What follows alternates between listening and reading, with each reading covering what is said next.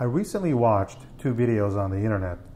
The Truth About the Economy by Robert Reich, former Labor Secretary under the Clinton administration, which was provided by MoveOn.org, and The Truth About Robert Reich by economist Robert P. Murphy, provided by RPM.com. I thought it would be interesting to watch these videos together consecutively on a point-by-point basis to see just how much they contrast.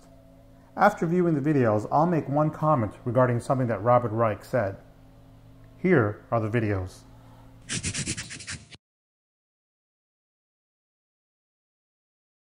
What's the problem with the economy? Let me connect the dots and show you the big picture in less than 2 minutes, 15 seconds. Dot 1. Since 1980, the American economy has doubled in size. But adjusting for inflation, most people's wages have barely increased.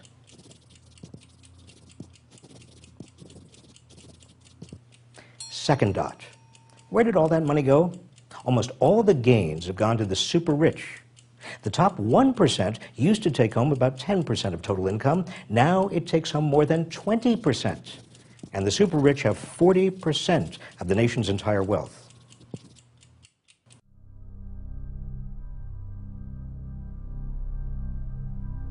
Hello everybody, Bob Murphy here.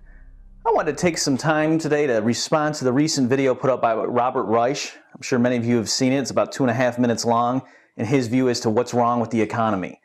Now, Reich had a very clever presentation, had a lot of quick animation going on, and basically his points were that rich people have gotten a lot richer since 1980 to the detriment of the lower income groups, and they use this increased wealth to bribe politicians to give them big, huge tax cuts.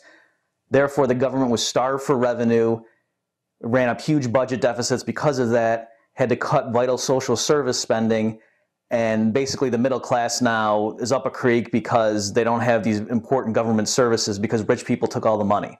And that's why now the middle class can't afford to spend enough money to keep the economy going. Now, if you think I'm setting up a caricature or straw man, I encourage you, please watch Reich's video and you'll see that's exactly what his theory was. The third dot. All this money at the top has given the super rich lots of political power, especially power to lower their tax rates.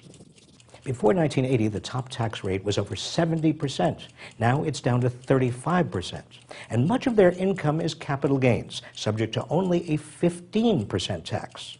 According to the IRS, the richest 400 Americans pay only 17%. So, very quickly, I just want to put out a video to respond to these points and to sort of give an alternative explanation. Okay, so first of all, let's just set the record straight as to what the statistics are for government spending, receipts, and so forth since 1980.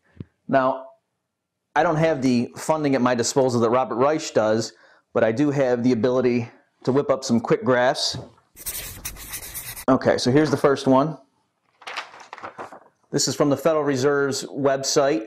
And what this shows is the percentage of the GDP that federal tax receipts have been since 1960. So in his video, Reich claimed that we have right now tax receipts are the lowest share of the economy that they've been in 60 years, he said. And that is true.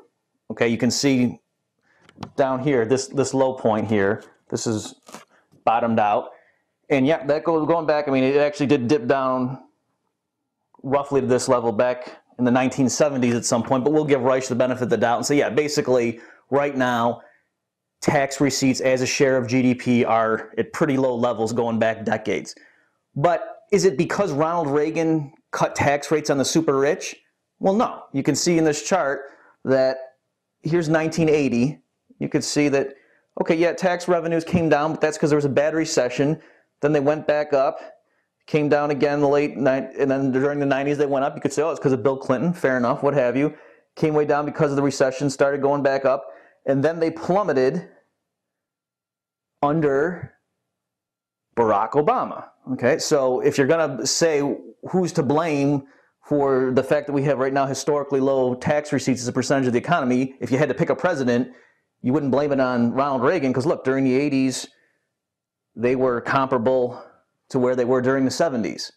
All right, so clearly Reich gives you the idea that they started out up here and then there was a steady downward trend, and that's clearly not what's happening. Fourth dot. This means huge budget deficits. Tax revenues are down to less than 15% of the total economy, the lowest in 60 years. So public services are being cut at all levels of government. Our kids are being crowded into classrooms with more and more other children. Roads, bridges, levees, healthcare, safety nets, they're all being sacrificed. Okay. What about Reich's claim that the tax giveaways to the super rich starved the government for revenue, and that's why the government had no choice but to run huge budget deficits, and now it's cutting important social spending? Well, let's look at a different chart.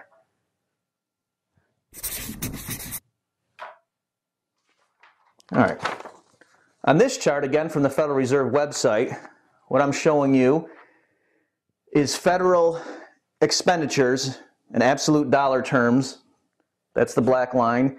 And the pink line is showing you tax receipts in absolute dollars, not adjusted for inflation. All right? And I started this one in 1970 just so you could see the trend before the evil 1980s kicked in. And look, here's the pink line. It's going up during the 70s, dips, it flattens out during the bad recessions in the early 80s, and then it keeps going up during the 80s. And then it continues to go up, and it doesn't really significantly drop until the recession in the early 2000s, zooms way back up again, and then plummets in our most recent financial crash. Okay?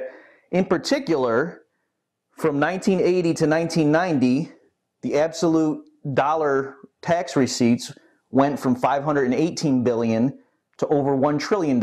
Okay? So federal tax revenue more than doubled during the 1980s. All right, so that should give you some pause if your explanation for why we have big budget deficits is that the government gave all the money back to rich people and couldn't spend anything. So why did we have huge budget deficits? And we certainly did. They accelerated under Ronald Reagan. There's no doubt about that. Well, it's because this black line grew even faster. And you can see here, zooming way up in the last few years. So just let me ask you, this black line is showing federal government expenditures. Does it look like there have been really sharp cutbacks in federal government spending? No. Now, if you adjusted for state and local spending, it wouldn't be as severe an increase. That's true. But it's certainly not the case that, oh man, the government just doesn't have any money because they gave it all to these rich people. That's not true. The fifth dot. Instead of joining together for better wages and jobs, many people are so scared that they're competing with other working people for the scraps that are left behind. So we get union versus non-union, public employee versus private, native-born versus immigrants. Let me point out one other statistic just to rebut Reich's worldview. So I just had this handy. This comes from the 1995 Dallas Fed's annual report. The point here is when people quote distribution of income statistics, it often gives you the impression that the same people are stuck in, say, the bottom 20%. So people will quote statistics saying how much income went to the top 10%, how much income over a certain period went to this percentage, and it makes it look like if you were poor in 1979, then, well, shucks, you were still poor in 1990 because Ronald Reagan gave all the money to rich people. And that's very misleading, okay? So let me just give you one specific example. In the interest of brevity here, I'll just give you one. So this Dallas Fed report shows that if you looked at people who were in the bottom 20% of income in the year 1975, and then you looked at those same people in the year 1991, fully 29% of them at that point were now in the top 20%. Okay? So what we're getting at here is the income mobility over time. So again, the people in 1975 who would have been at that point, that snapshot, would have been in the bottom 20%. That same group of individuals in the year 1991 had all moved up to, or 29% of them had moved up to being now in the top 20% of income earners. Okay, so these statistics that show you what quintile of income got how many of the gains over a certain period, it's very misleading because it makes it sound as if it's the same people, and once you get into that certain caste, you're stuck there forever, and that's not true. Final dot.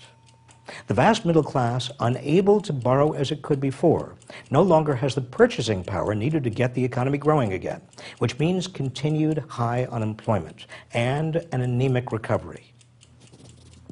So you see the big picture? The only way we can have a strong economy is with a strong middle class.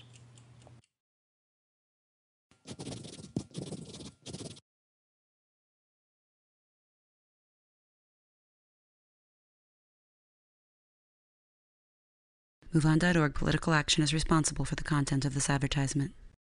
All right. Now, last point I want to make here, am I defending the system that we have right now in the United States or that has been in place for the last few decades? No, I'm not. It is a horribly corrupt system. There are plenty of filthy, stinking rich people who have their money because they have political influence. Okay? But the solution to that is not, as Reich suggests, to give the government even more power, to have the government now have the power to take 70% of your income on the margin if you make above a certain amount. That's not the solution. The way you combat having rich people have a lot of power because they have political pull is to take away the government's power. You're never going to get to a situation where the government has incredible power over people, can take a lot of their money, and then the only way we can survive is if the government gives us some of that money back. You can't have that system in place and then keep it honest by just making sure we vote for the right people. Now, let's keep the money out of politics. Let's pass some laws keeping the money out of politics. That's the way to keep it honest and above board. That's crazy. That will never happen. Politicians, we all know politicians are liars, are scumbags, what have you, right? Nobody is ranking politicians at the height of their list of honest professions, okay? So it's naive to think that the way to solve problems, the way to get social justice, is to have the government take even more of our money and then hope they give it to the right people who deserve it. That's crazy. Let rich companies that make bad loans go belly up. Okay, that's not what we have in this country right now. There were huge bailouts. All right, and I and plenty of other serious libertarians opposed the bailouts from day one. All right, whereas a lot of people on the so-called progressive wing were okay with that. Right? They didn't object when it mattered. They object maybe after the fact, now that it's a done deal. But at the time when it mattered, plenty of those people were saying, well, yeah, we can't just let the whole economy collapse. We need to, rescue these major banks. No, the consistent libertarian position has been no special treatment for big companies. If you make bad decisions and suffer losses, tough luck. You go down. But at the same time, if you're honest and you make money and you're profitable, well, then you get to keep it. Okay, we don't have the right to take your money because we think we're going to spend it on something more useful than what you had in mind for it. All right, well, let's keep the video short and I'll end there. Thanks everybody for watching.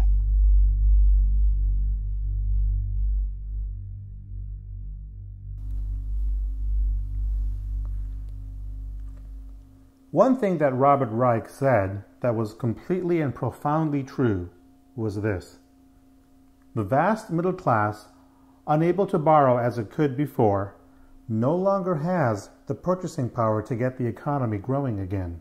Final dot. The vast middle class, unable to borrow as it could before, no longer has the purchasing power needed to get the economy growing again. So even though we, the middle class, may make more dollars than we did in the 1980s, we are losing purchasing power. Why? There is only one institution in the entire world that can debase the purchasing power of our dollars by printing them up out of thin air: the Federal Reserve. What Robert Reich should have said, for what it's worth, I'm saying it, is that Congress should stop the Federal Reserve from printing money. In fact, what we the people should do is end the Fed. And let me just add this: as a self-proclaimed member of the Tea Party movement, as well as a member of Campaign for Liberty, ending the Federal Reserve should be one of the seminal goals of the Tea Party movement. I've heard Ron Paul say once that Congress is addicted to spending and the Federal Reserve is the enabler. A true statement indeed. End the Federal Reserve.